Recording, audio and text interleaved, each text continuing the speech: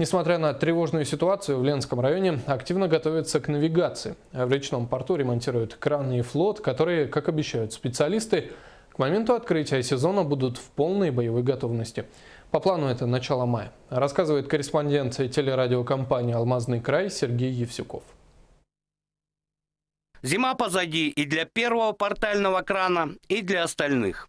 Аисты перезимовали. Именно так называют вот эти 3 портальных крана, готовность которых навигации составляет 70%. В данный момент на них происходит остаточный текущий ремонт. Производим ремонт электрооборудования, лебедок, грузовых лебедок, ремонт двигателей передвижения. Так как в зиму был произведен капитальный ремонт причальной стенки, работы на этих кранах производились урывками. Сейчас мы в сжатые сроки выполняем работы по ремонту, по пусконаладке. Сжатые сроки – это буквально месяц, в течение которого в строй войдут все средства производства на причальной стенке. Но некоторые уже в работе, только пока не в настоящей, а учебной. Портальные краны готовятся, флот готовится.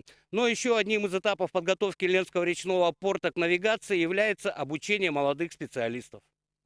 Настолько молодых, что остается только удивляться. В кабине крана совсем юная девушка, которой подвластны механизмы управления огромной махины. Сначала очень волнительно, сложно. Сейчас вроде привыкаем, потихонечку учимся всему. Очень хороший у нас учитель, преподаватель.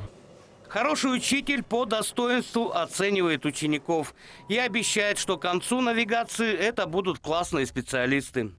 У нас вот каждый год ребята поступают после учкомбината, приходят. Естественно, это всю эту технику первый раз они в жизни видят. Все это с боязнью у них происходит, вот так немножко с осторожностью.